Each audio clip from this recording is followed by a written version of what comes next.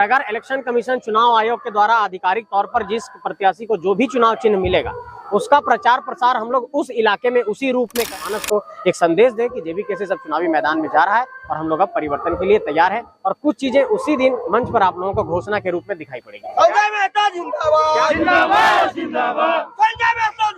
अंग प्रदर्शन, महिलाओं को एक तरीके से उनके सील को भंग करने की बात कहते हैं, उनके प्रतिष्ठा के साथ खेलते हैं उन गाने में। बाई इलेक्शन भी गांडे का बहुत जोरदार तरीके से लड़ना है तो जेबी केसेस लड़ेगा, लेकिन फिलहाल इस पर क्योंकि इलेक्शन कमीशन से जो लेटर आया है उसका हम लोग अभी जवाब दे रहे हैं और आने वाले में मुझे लगता है कि पॉजिटिव समाचार मिलेगा। हो सकता है कि लोकसभा तक हम लोग कुछ बेहतर कर पाएं। तो अपने सूरजकुंड के महोत्सव में बुला करके क्या संदेश देना चाहते हैं ये मुझे समझ में नहीं। मीटिंग में जाने का ऐलान किया है, लोकसभा विधानसभा चुनाव लड़ने की बात हम लोगों ने कही। झारखंड के अंदर हम लोग झारखंडी कलाकारों को प्राथमिकता देंगे। हो सकता है कुछ एक बड़ा अनाउंसमेंट हो। और एक साल से आप लोग आंदोलन कर रहे हैं, 2.5 साल आंदोलन का आप अगर आप उपलब्धि की बात करें तो आप लोग क्या मानते हैं? उपलब्धियों के संदर्भ में अगर देखें तो झारखंड के अंदर एक राजनीतिक जागरूकता आई है, लोगों के अंदर एक चेतना जागृत हुई है कि झारखंड में झारखंडियत की जो भावना है और जो वोटिंग का पैटर्न है 2024 में आपको बिल्कुल परिवर्तित दिखेगा और ये दिखाई पड़ेगा कि झारखंडी जनमानस जब वोट को कास्ट करने जाएगा किसी पोलिंग स्टेशन पे तो इस बात पर वो चिंतन करेगा कि हमारे हक अधिकार के लिए कौन लड़ाई लड़ रहा है और कौन हमारे हक अधिकार को कानूनी तौर पर झारखंड की जनता को दिला सकता है। तो अगर उपलब्धि के तौर पर देखेंगे तो 4 उपलब्धियां गिना दूंगा। पहली उपलब्धि ये है कि झारखंड के भीतर जो हम लोग लगातार ये बात कर रहे थे कि अलग अलग कंपनियों में पुनर्वास की नीति, नियोजन की नीति, एक कंपनियों पर दबाव बना है। आपने देखा होगा कि अब कंपनी में अगर कहीं कुछ मजदूरों के साथ होता है तो हम लोग मुआवजा के लिए बैठते हैं तो वो मुआवजा देते हैं। दूसरा लाभ ये हुआ है कि गांव घर से, खेत खलिहान से लीडर निकल रहे हैं, लीडरशिप का स्किल आया है, नौजवान राजनीति में कदम रख रहे हैं। जो नौजवान राजनीति से पीछा छुड़ाते थे आज बहुत ही चाव से, बहुत ही इच्छा व्यक्त करते हुए जेबी केसेस से जुड़ रहे हैं। अगर तीसरा लाभ आप देखेंगे तो ये आंदोलन में ये दिखाई पड़ेगा कि झारखंड के भीतर एक संगठन का बड़ा निर्माण हुआ हम लोगों का। 32,623 गांव तक हम लोगों का संगठन पहुंच गया। और अगर चौथी बात आप देखेंगे तो ये दिखाई पड़ेगा कि जब हम लोग बलियापुर के अधिवेशन में चुनावी राजनीति में आने का ऐलान किए तो एक राजनीतिक दल के तौर पर भी हम लोग धीरे धीरे उभर करके सामने आ रहे हैं। तो ये 3-4 मूलभूत चीजें हैं जो हमें लगता है कि आंदोलन से ये निकल करके सामने आया है। 2.5 साल का जो मेहनत है, आप देखेंगे वर्तमान सिचुएशन में 2.5 साल का मेहनत 2.5 घंटे में बर्बाद कर दे रहा है। जिस तरह से भाषा आंदोलन को लेकर के आप लोग आगे आए और वो भाषा के आंदोलन में बाहरियों को, जिस तरह से बाहरी कलाकारों को बुलाया जा रहा है, हमारे झारखंड स्थानीय कलाकारों के साथ जो व्यवहार किया जा रहा है वो कितना उचित मानते हैं आप? देखिए, इसमें मैं ये कहना चाहूंगा, अपनी राय व्यक्त करना चाहूंगा कि किसी भी सरकार की ये जिम्मेवारी होती है कि चाहे वो आर्ट एंड कल्चर हो, चाहे स्पोर्ट्स हो, चाहे यूथ अफेयर्स हो। आप देखते होंगे कि कला, संस्कृति, खेल कूद एवं युवा कार्य विभाग का मंत्रालय होता है किसी भी स्टेट में, सेंट्रल में भी होता है। इस मंत्रालय की ये जिम्मेवारी होती है कि अपने राज्य के अंदर के जितने खिलाड़ी हैं, कलाकार हैं, कला संस्कृति से जुड़े हुए लोग हैं, उनको एक बेहतर प्लेटफॉर्म उपलब्ध कराया जाए। इस राज्य के भीतर ये हुआ है कि जो हमारे खोरठा के कलाकार हैं, जो नागपुर के कलाकार हैं, जो संथाली के कलाकार हैं, जो मुंडारी के कलाकार हैं, जो क्षेत्रीय और जनजातीय भाषा के कलाकार हैं, जो झारखंडी कलाकार हैं, उनको एक बेहतर प्लेटफॉर्म नहीं मिल पा रहा है और इस कारण से उनकी प्रतिभा निकल करके सामने आई। दूसरा एक जो बहुत बड़ा पहलू मैं इसमें देखता हूँ कि उनको कमर्शियल तौर पर कनेक्ट नहीं किया जा रहा है। एक कलाकार कैसे कमाएगा, कला के माध्यम से अपनी जीविका का वो अर्जन कैसे करेगा, वो गाना गा करके कैसे पैसे कमा सकता है, इसको लेकर के एक पहल नहीं की गई। इसलिए आप देखेंगे कि झारखंड में देखिए इटखोरी महोत्सव होता है, रजरप्पा महोत्सव होता है, सूरजकुंड महोत्सव हो रहा है। इन महोत्सव में हम बाहरी कलाकारों को लाते हैं कि हम अपने मंच पर, मैं कह रहा हूं कि अगर आप ला रहे हैं यहाँ तक ठीक है, लेकिन मुझे आप ये बताइए कि क्या उसी अनुपात में झारखंड के कलाकारों को आप वरीयता दे रहे हैं? क्या उसी अनुपात में झारखंड के कलाकार को आप पे कर रहे हैं? क्या उसी अनुपात में झारखंड के कलाकार उस कार्यक्रम से पैसे कमा पा रहे हैं? तो आप जब चिंतन करेंगे तो दिखाई पड़ेगा कि झारखंडी कलाकारों को उस अनुपात में कोई कार्यक्रम के आयोजक भी उनको पेमेंट नहीं करते हैं। तो ऐसे में आर्थिक तौर पर उनका उपार्जन नहीं होता है। तो इसलिए कलाकार को आप कभी देखेंगे कि वो गाना भी गा रहा है और फिर जाकर के कहीं पर चाय भी बेच रहा है। कभी आप देखेंगे किसी खिलाड़ी के बारे में तो कभी कोई देखेंगे कि मोमोज बेच रहा है, कोई कहीं पर ठेला चला रहा है और उसके बाद वो मेडल लाता है। ये दुर्दशा है झारखंड के अंदर। मुझे लगता है कि मिनिस्ट्री लेवल पर इसको एक बड़े रिफॉर्म की जरूरत है, तब ये चीजें ठीक हो पाएगी। जो कलाकार आ रहे हैं क्या जेबी कैसे उसका समर्थन करेगी या विरोध करेगी? देखिए, मैं ये साफ तौर पर कहना चाहता हूं कि झारखंड के अंदर हम लोग झारखंडी कलाकारों को प्राथमिकता देंगे और जो भी ऐसे आयोजक हैं, जो भी इस तरह का आयोजन करा रहे हैं सिर्फ कोरम पूरा करने के लिए कि हाँ हमने झारखंडी कलाकार को स्थान दिया है, इस आधार पर नहीं चलेगा।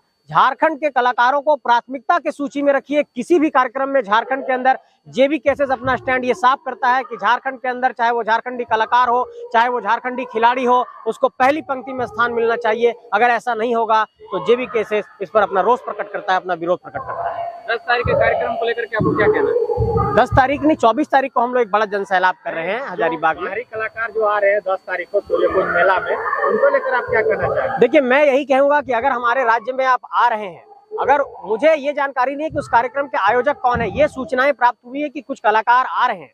मैं बार बार इस बात को जोड़ना चाहता हूं कि झारखंड के अंदर जितने भी कार्यक्रम हो, उन कार्यक्रमों में प्राथमिकता के आधार पर झारखंडी कलाकारों को स्थान दिया जाए, झारखंड के कलाकारों को उस तरीके से पैसे दिए जाए, झारखंड के कलाकारों को एक तरीके से बेहतर मंच दे करके उनकी प्रतिभा को निखारने का प्रयास किया जाए।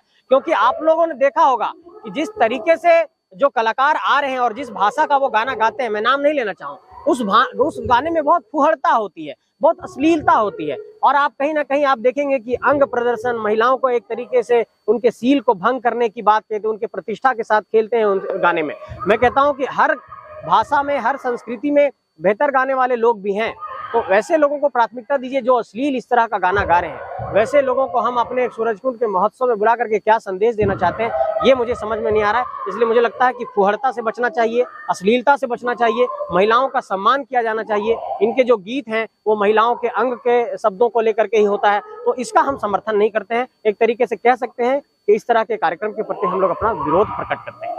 कांडे विधानसभा में जो विधायक हैं वो इस्तीफा दे दिए हैं और वीडियो वायरल हो रहा था कि जेबी केसेस से वहाँ चुनाव लड़ने की तैयारी में है, तो क्या आप इस पर बताएंगे? देखिए, हम लोगों का संगठन है और ये संगठन अब बहुत ही डिसिप्लिन वे में चल रहा है। इसकी एक सेंट्रल कमेटी है, इसकी एक कोर कमेटी है, इसके संगठन के अंदर संसदीय कमेटी है, संगठन के अंदर और भी कई सारी कमेटियां हैं। और हम लोग एक विश्लेषण कर रहे हैं इस पहलू पर कि आने वाले वक्त में क्या कुछ करना है। लेकिन चूंकि हम लोगों ने चुनावी राजनीति में जाने का ऐलान किया है, लोकसभा विधानसभा चुनाव लड़ने की बात हम लोगों ने कही है, और इस पहलू पर हम लोग अभी चिंतन कर रहे हैं, मंथन कर रहे हैं, विश्लेषण कर रहे हैं कि क्या बाय इलेक्शन में जाना चाहिए। और मुझे लगता है कि सेंट्रल कमेटी इस पर कुछ निर्णय लेगी, केंद्रीय अध्यक्ष इस पर मुहर लगाएंगे और मुहर लगने के बाद आधिकारिक तौर पर आप लोगों को सूचना दी जाएगी। लेकिन ये मान करके चलिए कि लोकसभा के चुनाव में हम लोग बहुत जोरदार तरीके से आ रहे हैं, विधानसभा के चुनाव में बहुत जोरदार तरीके से आ रहे हैं। और अगर ऐसी कोई रणनीति बनती है, ऐसा कोई निर्णय लिया जाता है कि बाय इलेक्शन भी कांडे का बहुत जोरदार तरीके से लड़ना है, तो जेबी केसेस लड़ेगा। लेकिन फिलहाल इस पर आधिकारिक तौर पर निर्णय नहीं हुआ है, लेकिन जैसे ही आधिकारिक तौर पर निर्णय होगा आप लोगों को सूचना आधिकारिक तौर पर दी जाएगी। लोकसभा में आपकी पार्टी आ रही है या फिर आप लोग निर्दलीय से चुनाव लड़ेंगे? देखिए, फिलहाल तो हम लोग इलेक्शन कमीशन के जितने भी डॉक्यूमेंट है उसका इंतजार कर रहे हैं।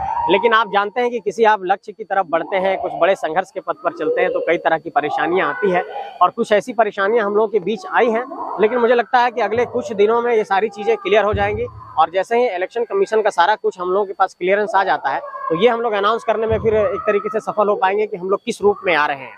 तो ये इसके लिए आपको थोड़ा इंतजार करना होगा, क्योंकि इलेक्शन कमीशन से जो लेटर आया है उसका हम लोग अभी जवाब दे रहे हैं और आने वाले में मुझे लगता है कि पॉजिटिव समाचार मिलेगा। हो सकता है कि लोकसभा तक हम लोग कुछ बेहतर कर पाएं इसमें। संजय जी, मेरा सवाल ये है कि निर्दलीय से अगर आप लोग चुनाव लड़ते हैं तो निर्दलीय से कोई आप लोग का जेबी केसेस को पहचान नहीं होगा, उसका चुनाव चिन्ह नहीं होगा।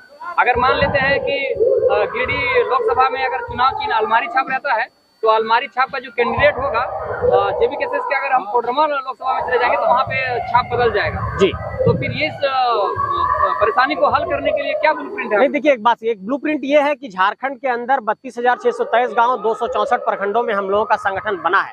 और अगर इलेक्शन कमीशन चुनाव आयोग के द्वारा आधिकारिक तौर पर जिस प्रत्याशी को जो भी चुनाव चिन्ह मिलेगा उसका प्रचार प्रसार हम लोग उस इलाके में उसी रूप में करेंगे। क्योंकि हम लोगों के पास अपनी सोशल मीडिया की बड़ी टीम है, हम लोगों के पास गांव-गांव की एक अलग टीम है। और आप जैसे कि हजारीबाग लोकसभा क्षेत्र में इस वक्त हैं हम लोग, यहाँ पर लगभग 16,67,000 मतदाता है। तो 16,67,000 मतदाताओं तक एक संदेश पहुंचाना एक चुनौती तो होगी, लेकिन ये मान करके चलिए कि चुनाव प्रचार के दौरान जब हम लोगों को अपना चुनाव चिन्ह अलग अलग मिलेगा अलग अलग क्षेत्रों में, तो हम लोग ये कोशिश करेंगे कि उसी चुनाव चिन्ह को जो जेबी केसेस के कैंडिडेट का होगा, जो प्रत्याशी का होगा, उसको तुरंत गांव-गांव तक पहुंचाने का प्रयास करेंगे। चाहे वो ऑफलाइन माध्यम हो, चाहे ऑनलाइन माध्यम हो, चाहे डिजिटल माध्यम हो, चाहे इंटरनेट हो, चाहे घर घर जाकर के डोर टू डोर कैंपेन हो, ये सारे माध्यम से हम लोग अपना पहुंचाएंगे। यही ब्लूप्रिंट है हम लोग। मानते हैं आप कि ये आप लोग का जितना भी प्रचार प्रसार हुआ है वो सोशल मीडिया में हुआ है।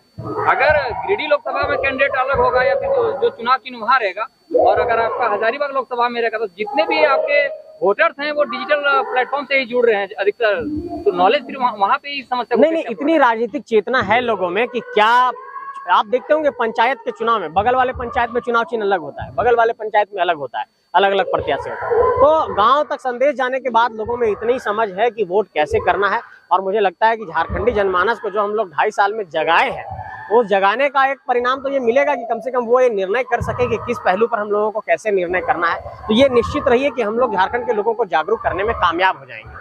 24 जनवरी को दादा क्या कुछ खास होने वाला है हजारीबाग? 24 जनवरी को हम लोग आचार संहिता से ठीक पहले झारखंडियों का एक महाजुटान कर रहे हैं। उस दिन हम लोग कुछ अनाउंसमेंट करेंगे, हो सकता है कुछ एक बड़ा अनाउंसमेंट हो, और एक तरीके से झारखंड के तमाम लोगों को बुला करके फिर से हम लोग अब चुनावी मैदान में वहां से भेजेंगे। एक तरीके से कहिए कि उनको एक राजनीतिक तौर पर एक नई चेतना वहां से दी जाएगी, और तमाम कार्यकर्ताओं को, तमाम झारखंड के लोगों को, तमाम सभी लोगों को वहां से एक संदेश दिया जाएगा कि झारखंड अब परिवर्तन के लिए तैयार हो गया है। क्योंकि जिस तरीके की सूचनाएं हम लोगों तक पहुंची हैं कि 22 फरवरी तक आचार संहिता इस देश के भीतर लग जाएगा जनरल इलेक्शन के लिए, आम चुनाव के लिए।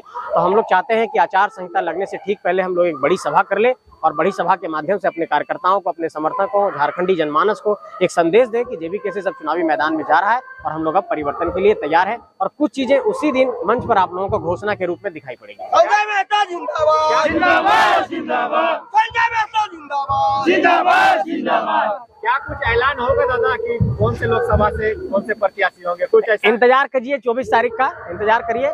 लेकिन एक पहलू मैं जोड़ना चाहता हूँ फिलहाल आप लोगों को, चुनाव से संबंधित है कि जब झारखंड में पंचायत का चुनाव हुआ तो आप लोगों ने देखा होगा कि यहाँ पर ओबीसी का रिजर्वेशन लागू नहीं किया गया। जो भी ओबीसी के कैंडिडेट्स होने चाहिए थे रिजर्व सीटों पर, वो नहीं लागू हो पाया। और आज की तारीख का मैं बता रहा हूँ कि आज हाईकोर्ट ने एक फैसला दिया है कि 3 सप्ताह के भीतर जो नगर निकाय के चुनाव है उसको सरकार को कराने को कहा है।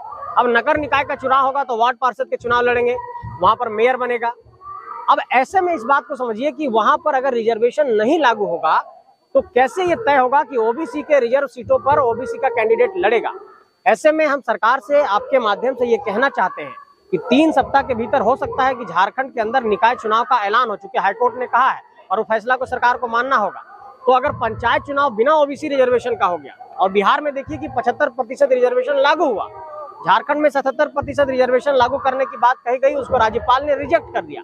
तो ऐसे में हम सरकार से ये कहना चाहते हैं कि जिस तरीके से हम लोग बार बार ये कहते रहे हैं कि जिसकी जितनी संख्या भारी उसकी उतनी हिस्सेदारी, तो उस अनुपात में ओबीसी को भी यहाँ पर रिजर्वेशन मिले। क्योंकि अगर चुनाव में लोग जाएंगे नगर निकाय के चुनाव में और ओबीसी को रिजर्वेशन नहीं मिलेगा, ऐसे में उनका राजनीतिक अधिकार एक तरीके से छल दिया जाएगा। तो ये हम आप लोगों के माध्यम से ये सरकार से मांग करना चाहते हैं कि सरकार इसको तुरंत लागू करे।